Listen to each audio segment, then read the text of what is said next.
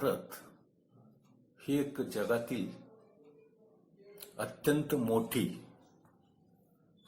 लोकशाही व्यवस्था असलेले राष्ट्र आहे आणि भारत खंडप्राय देश असल्यामुळे भारतातील लोकशाही ही जगातील एक अत्यंत महत्वपूर्ण लोकशाही समजली जाते. ही लोकशाही तिची रचना, तिची वैशिष्ट्ये, तिची कार्यपद्धती, तिचे गुणधर्म, त्याची कार्यवाही या सगळ्यांचा समावेश ज्यामध्ये झालेला आहे ते अत्यंत महत्वाचं दस्तऐवज किंवा डॉक्युमेंट म्हणजे भारतीय संविधान होय. आणि जेव्हा आपण लोकशाहीकडे बघतो तेव्हा एका राजकीय दृष्टिकोनातून किंवा एका विशिष्ट दृष्टिकोनातून आपण लोकशाहीकडे बघतो. मात्र ही लोकशाही ही इतर पैलूंची असू शकते, इतर पैलूही त्यामध्ये समाविष्ट असू शकतात आणि त्या पैलूंकडे बघण्याचा फारसा प्रयत्न लोकशाहीकडे बघताना केला जात नाही किंवा होत नाही असे आपल्याला लक्षात येते.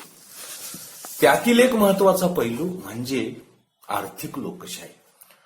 म्हणजे लोकशाही आर्थिक स्वरूपाची असू शकते, आर्थिक लोकशाही असू शकते आणि तिचे स्वरूप, व्याप्ती आणि त्यासाठी आवश्यक असलेल्या तरतुदी या भारतीय संविधानामध्ये कोणत्या आहेत, त्या कशा स्वरूपाच्या आहेत याचा विचार फारसा केला जात नाही किंवा भारतीय संविधानाकडे आर्थिक लोकशाही देणारी यंत्रणा किंवा व्यवस्था म्हणून पाहिले जात नाही.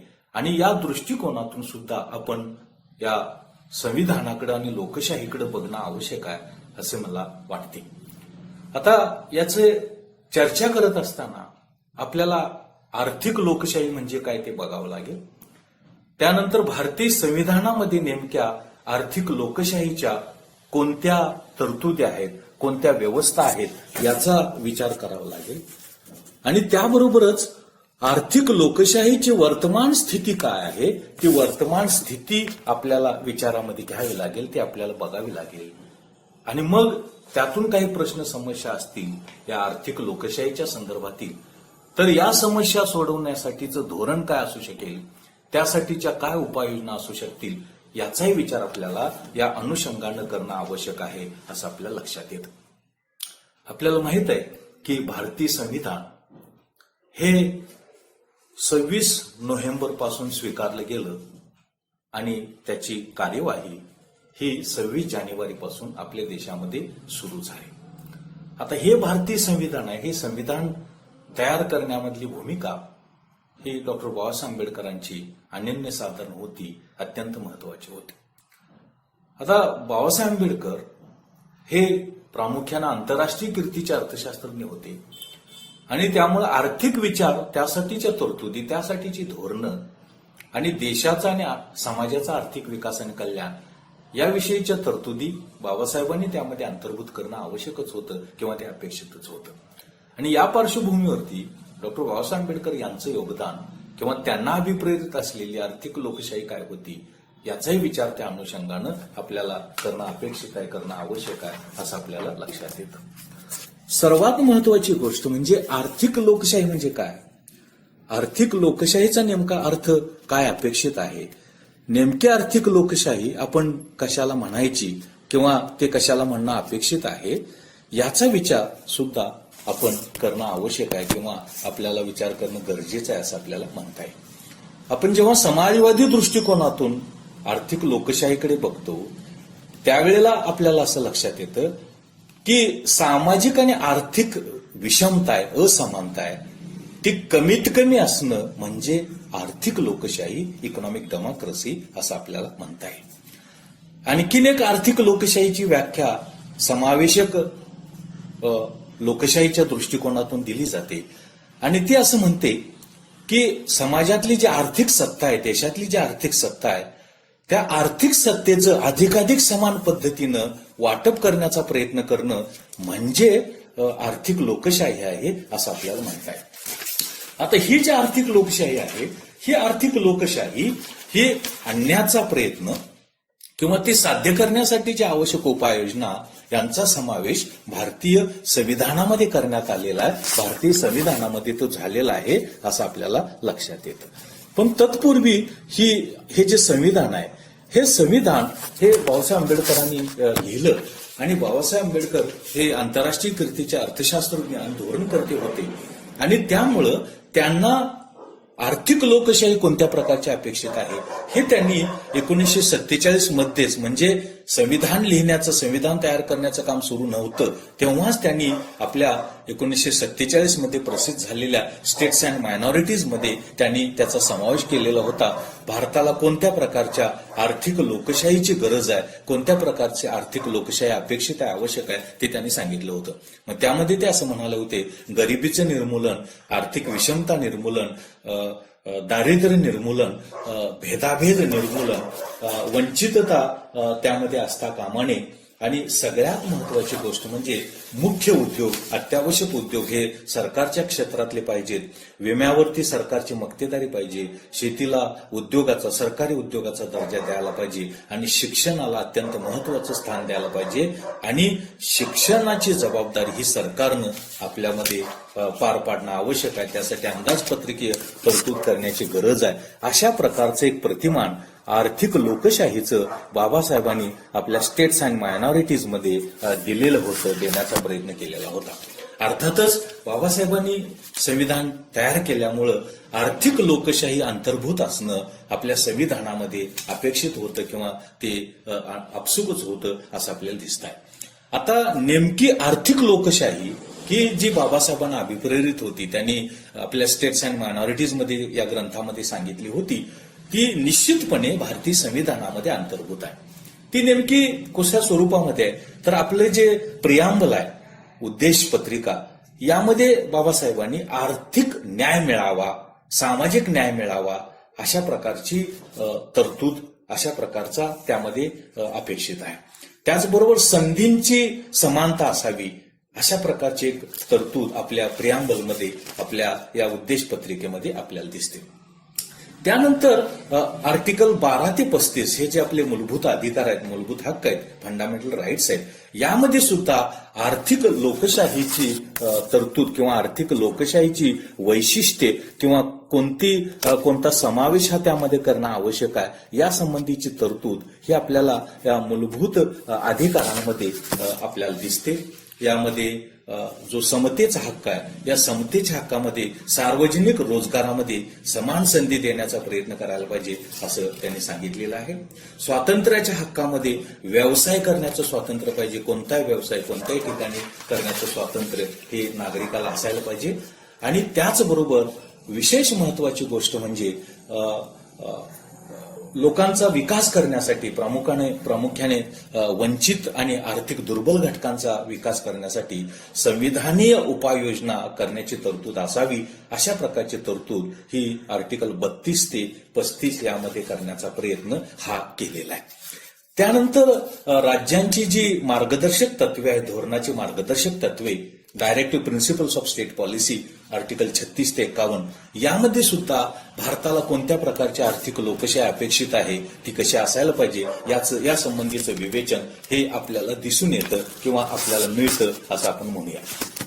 यामध्ये असं म्हटलेलं आहे की आर्टिकल 38 मध्ये असं म्हटलेलं आहे की राज्यांनी सामाजिक कल्याण वाढविणारी धोरणं तयार करायला पाहिजेत आणि त्याची कार्यवाही करायला पाहिजे. अशा प्रकारची तरतूद, अशा प्रकारची व्यवस्था ही करण्याचा प्रयत्न करायला पाहिजे असं म्हटलेलं आहे. लोकांना किमान जगण्यासाठी आवश्यक वेतन उपलब्ध करून द्यायला पाहिजे. गरोदर कालावधीमध्ये स्त्रियांना आवश्यक त्या व्यवस्था करून द्यायला पाहिजे.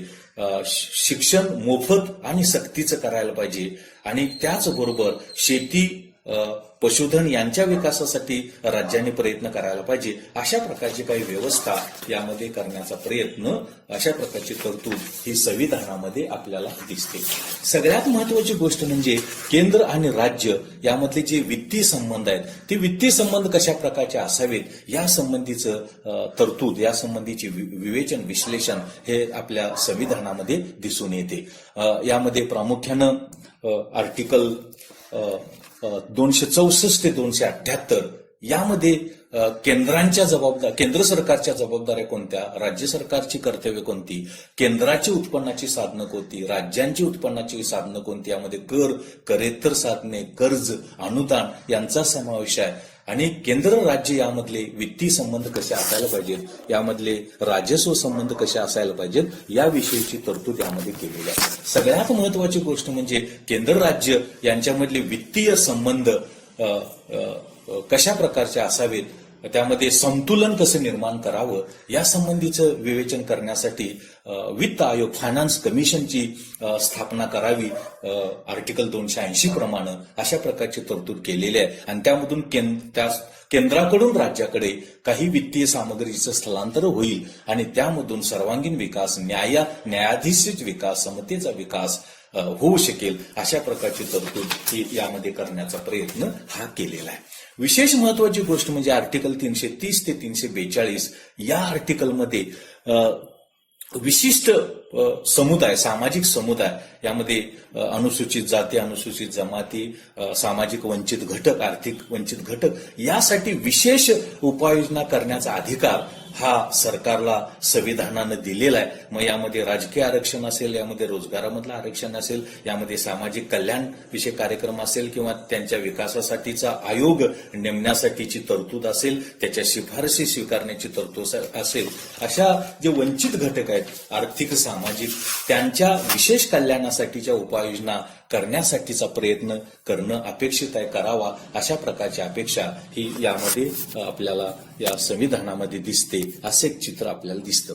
या पार्श्वभूमीवरती आपण संविधानामध्ये कोणत्या प्रकारची आर्थिक लोकशाही अपेक्षित आहे हे स्पष्ट केल्यानंतर वर्तमान स्थिती काय आहे, तर वर्तमान स्थिती आपल्याला असं दिसते की खाजगीकरणावरती भर दिला जात आहे. आपली अर्थव्यवस्था मिश्र अर्थव्यवस्थेकडून मुक्त अर्थव्यवस्थेकडे, भांडवलशाही अर्थव्यवस्थेकडे स्थलांतरित होत आहे. गरिबीचा प्रश्न गंभीर होत आहे. आर्थिक विषमता वेगानं वाढत आहे. ऑक्सफॅमनं रिपोर्ट दिला, अहवाल दिला, त्यामध्ये सांगितलं की 1% कुटुंबांकडे 73% उत्पन्नाचा हिस्सा केंद्रित झालेला आहे. बेकारीचा प्रश्न गंभीर आहे.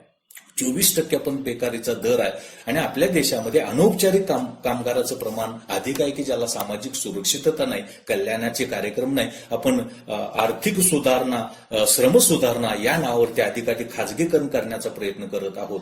आणि विशेष महत्वाची गोष्ट म्हणजे हे जे सामाजिक कल्याणाचे कार्यक्रम आहेत यांच्यावरती असलेली तरतूद, शिक्षणावरची असलेली तरतूद, आरोग्यावरची असलेली तरतूद ही गरजेपेक्षा कमी आहे, अपेक्षितपेक्षा कमी आहे आणि त्याचा प्रतिकूल परिणाम या ज्या संविधानाला अपेक्षित असलेली जी आर्थिक लोकशाही आहे ती आर्थिक लोकशाही साध्य करण्यामध्ये त्याचा प्रतिकूल परिणाम होत असल्याचं चित्र आपल्याला दिसतं. या सगळ्या पार्श्वभूमीवरती आपल्याला काय करणं आवश्यक आहे किंवा भविष्यकालीन धोरणाची दिशा काय असायला पाहिजे, सगळ्यात महत्वाची गोष्ट अशी की देशाचा जे विकासाचं धोरण आहे ते विकासाचं धोरण हे संविधानाच्या चौकटीमध्येच आपण तयार करायला पाहिजे. आपण संविधानामध्ये दुरुस्ती करत असताना, अमेंडमेंट करत असताना संविधानाचा जो मूळ ढाचा आहे, मूळ पाया आहे, जे स्पिरिट आहे, फिलॉसॉफी आहे, त्याला कुठल्याही प्रकारची बाधा, सामाजिक न्याय, समता, स्वातंत्र्य यामध्ये कुठल्याही प्रकारची बाधा येता कामा नये. समाजवादी समाज रचना, सोशलिस्टिक पॅटर्न ऑफ सोसायटी याकडे आपण दुर्लक्ष करता कामा नये. अशा प्रकारच्या सुधारणा, अमेंडमेंट या घटनेमध्ये व्हायला पाहिजेत आणि त्यातून आपण आवश्यक सामाजिक आर्थिक विकासाचं धोरण हे तयार करायला पाहिजे आणि राबवायला पाहिजे असं एक चित्र दिसतं. आपण विकास धोरणामध्ये रोजगार निर्मितीला आणि सामाजिक कल्याणाला अधिक प्राधान्य द्यायला पाहिजे आणि बेकारी, विषमता, गरिबी निर्मूलनासाठीच्या विशेष तरतुदी करायला पाहिजे. शिक्षण, आरोग्य एक सामाजिक वस्तू व सेवा या दृष्टिकोनातून बघायला पाहिजे आणि सगळ्यात महत्वाची गोष्ट म्हणजे संविधानाचं ज्ञान, संविधानाचं प्रशिक्षण आणि संविधानाविषयीची जाणीव जागृती ही सर्व समाजामध्ये, धोरणकर्त्यांमध्ये, शासनकर्त्यांमध्ये निर्माण व्हायला पाहिजे.